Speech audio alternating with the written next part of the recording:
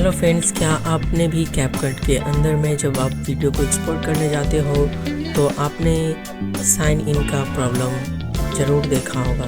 तो आज हम इस वीडियो में बात करने वाले हैं कि कैपकट के अंदर हम वीडियो को एक्सपोर्ट जब करने जाते हैं तो साइन इन का प्रॉब्लम आता है, तो उसे हम लोग कैसे फिक्स करेंगे। तो आज का वीडियो खास आप ही के लिए है।